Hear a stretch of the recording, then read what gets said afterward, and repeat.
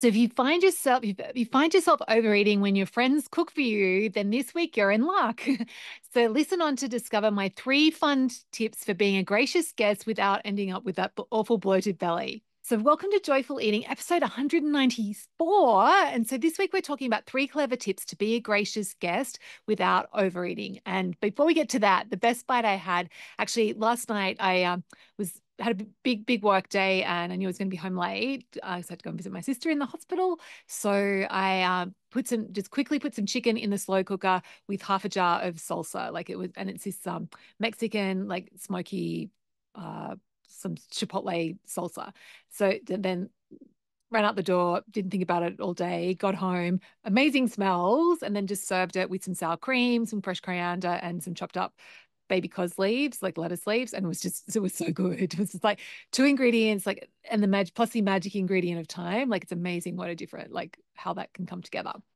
Okay, so our plan for today is first I'm going to share like the story behind this episode and why I thought I would record an episode about being a gracious guest. And then we're going to look at what drives overeating when we are at people's places, when someone is cooking for us, what drives that. And then we're going to look at my 3 clever tips to be that gracious guest. So find that balance where where we're enjoying and we're being a great guest, and but we're not walking out of there like feeling with a stomach ache, basically. So yeah, that's our plan for today. So story behind this was I just started a new group with the Naturally Healthy Club, and yeah, one of the new members in the group was shared the other day how she'd been doing really well in terms of being intentional with the food, and but then she went to her friend's place and her friend had like made this zucchini slice, and she was just like found herself like just to be polite, like finishing it all. And she's like, it was disgusting. She didn't even really enjoy it. But she didn't want to seem rude. So she finished all the slice. And then, of course, her friend's like, oh, yeah. And then we've got dessert. And she was like, oh, not great. And she was like, well, what do I do in those situations? So I was like, oh, brilliant. I like, let's record a podcast episode. Or, of course, I coached her in the moment. But yeah, I thought like, let's do a podcast episode because this comes up a lot and it's something that I used to do as well. And so yeah, that's the story behind. So, what drives overeating when we're in these social situations when someone else is cooking for us? So, there's a few different factors at play. First of all, is like if you're like me and you grew up being encouraged to be part of the clean plate club, and you actively punished if you didn't clean your plate. So like having that clean plate mentality, like of course when we go out to other people's places, we take that with us. So that can be a huge underlying problem. And then there's also like the people pleasing, like the desire to for people to like us and the desire for us to seem like a good guest, and like yeah, like that wanting to be agreeable and be a pleasant person. And then we've also got like, yeah, just like that good manners of like finishing your plate. And also, like, I think what can happen is when we go to other people's houses, there can be a little bit of a like, there's this like little sneaky excuse. Oh, yeah, well, I can't control what they're going to serve. So therefore, I like, it's like these like we give ourselves a leave pass to overindulge and to do that. And so basically, like, it's a combination of all these things that result in us, like when we go to people's places or when someone's cooking for us, that we end up overeating. And so like in itself, like it really like this may not be a problem in your life. Like it really depends on how often you're doing it, and how much. So like the amount that I go out get invited to other people's places these days isn't very often. So like if I was overeating on those occasions, it wouldn't be a big deal. So I guess that's first step before you decide if you like do you need to do something different. It's just to check in and go, well, is this really a problem? Is it something that I'm not happy with? Does it not feel good to me? Or is it something that, it doesn't happen that often and so it's not really a big deal? And just checking in with that desire that you do want to change before we talk about the strategies of how to change, I think it is important. And no right or wrong there. Like if you might decide, yeah, I just want to be someone who finishes their plate when they go out to other people's places, totally fine. But if that's not something that you want to do, we've got options, right?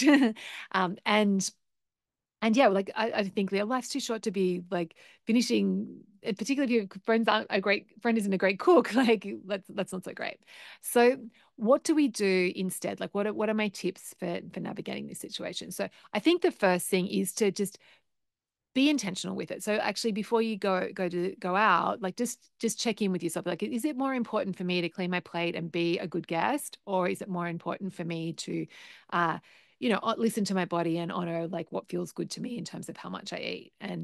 Um and actually just making like a conscious choice before you go to the event is a really great place to start. And then there's three ways, and I think like there are three ways that we can show our appreciation and be a great guest that actually don't involve having a clean plate. And like as someone who certainly used to entertain a lot, not as much these days with family, but I do still, I love it. When people come over and when I'm feeding people, if someone cleans their plate, that doesn't mean anything to me. Like I don't know, because I know that so many people have this clean plate mentality. So if someone cleans their plate, it doesn't mean to me that they've really enjoyed it. It might just be like they're my dad and they're just completely programmed to just finish what's on your plate, finish what's on your plate. Um, so as a host, like when I'm thinking about it, I like I that doesn't I don't if someone's cleaned their plate, I don't go, oh, they must have really enjoyed it. I just go, okay, well, they just cleaned their plate. It does, that's what it means to me. Whereas if I have a guest and they're like, oh, Jules, that was amazing. I really loved what you did with the lamb there and the use of pistachios, or like, and they give me a specific compliment or a specific thing that they liked, then I'm like, oh yeah, like they really liked it.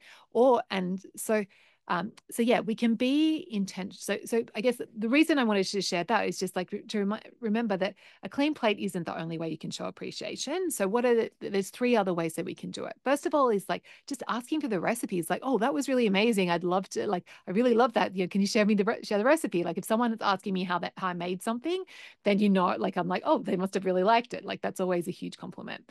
Um, Next is to um, like to use your words in the moment to be specific about what you really liked. So that example of like, like when you did the pistachios, or I would never have thought to combine, blackberries with venison, but that worked really well. Like, um, so yeah, actually using like saying your thanks and talking about your thanks, and then the third clever tip is to like get into the habit of sending a follow up, because for me, like if someone says that they like something in the moment, I'm like, yeah, and I appreciate it. But if someone actually takes time out of their day in like the next day or the next week to like send me a card or send me a text and saying their appreciation, then I'm like, wow, that like that really I really received that as like, wow, they really liked it.